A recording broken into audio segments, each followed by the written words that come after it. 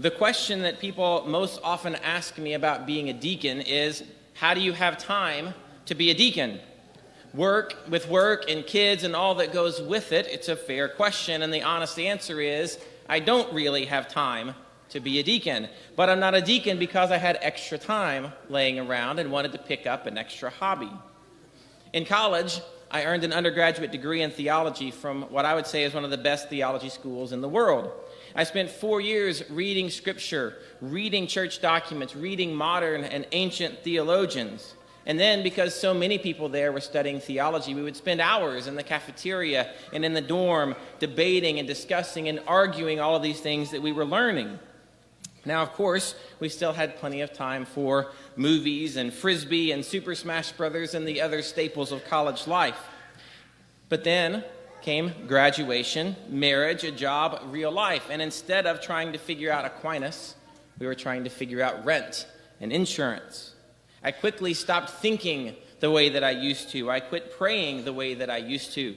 As we all will do sometimes, I would get up early and go to work and look out the window longingly and think of all the things that I used to do, and then go back to work.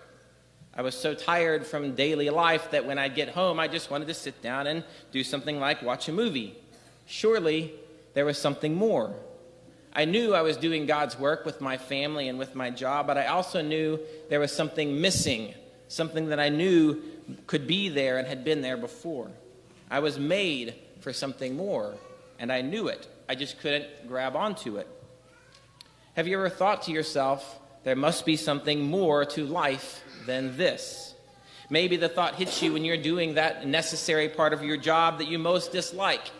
Maybe it's paying that third home repair bill or the third car repair bill this month.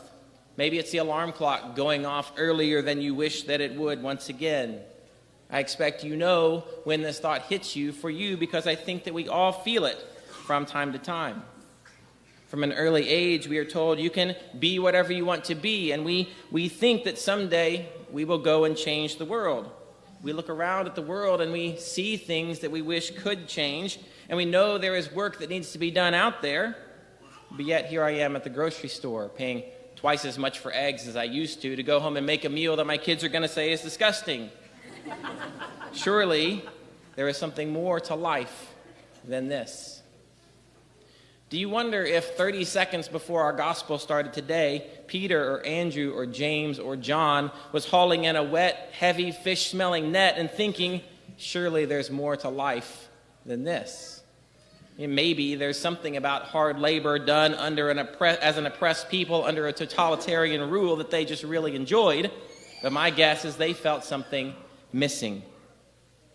When Jesus said, "Follow me," they immediately responded. The gospel says Peter and Andrew abandoned their nets, which is saying they abandoned their whole livelihood.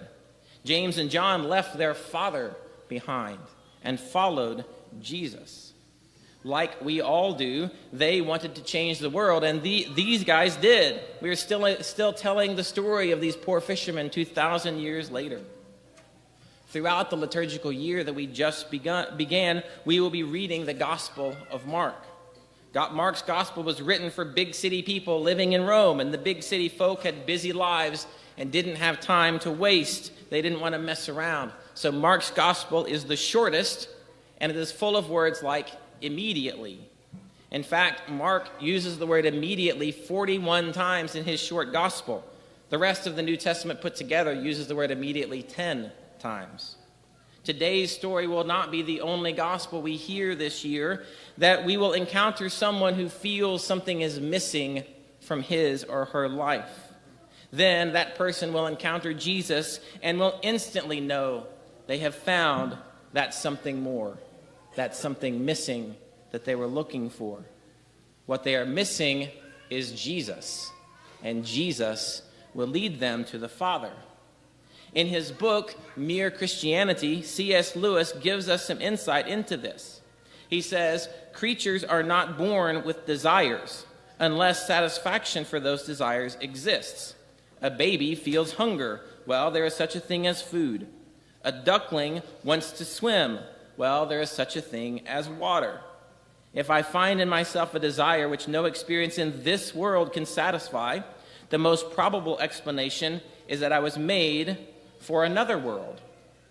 Our second reading said that the world in its present form is passing away because we are not made for this world.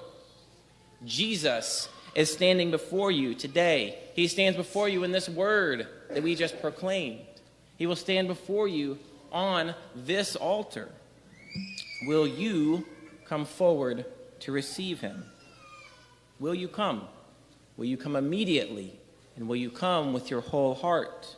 At the end of Mass, Jesus will call you to go out there and keep doing his work. Will you go? Will you go immediately and with your whole heart? Are you willing to leave important things behind as the apostles did in our story today? Or will you live a life wondering if there is something more out there for you? If you are looking for something more, the something more is Jesus. He calls you to leave behind your nets. Will you follow him? Will you allow him to be your something more? One day, my wife called me on the phone and said, the diocese just announced they're starting a new diaconate class. Then a few days later, Father Sean Wesley sat down in my office and said, the diocese is starting a new diaconate class. And here I am. There are still certainly times that I would rather sit down and watch a movie than read my third Bible commentary on a gospel I need to preach and still don't understand. But then I remember the other side too, of watching that movie and thinking, surely there is something more I could be doing right now. If I ignored God's invitation to live a life with him, my life would not get easier. We can just look at Jonah in the first reading. He tried to ignore God's call, and what he got was a storm and a whale. Today's gospel could just as well be saying, as Jesus passed by Fayetteville, he saw Mike or Sam or Sarah or you. And he said, follow me. That is what he is saying after all. Will you go? When the gospel says Mike or Sam or Sarah or you abandoned their blank and followed him, what's in that blank for you? What is holding you back that you need to leave behind? We all want to change the world. Again, that second reading told us that time is running out, that the world in its present form is passing away. Don't delay. Be immediate, as Mark calls us to be, and start with changing your own world. If you find that something more that you have been looking for, your life will change. The life of your family will change. The life of your job will change. The something more is Jesus, and he is here with you today. As he passed by the city of Fayetteville, he saw them going about their business. Jesus said to them, come after me, and I will make you fishers of men.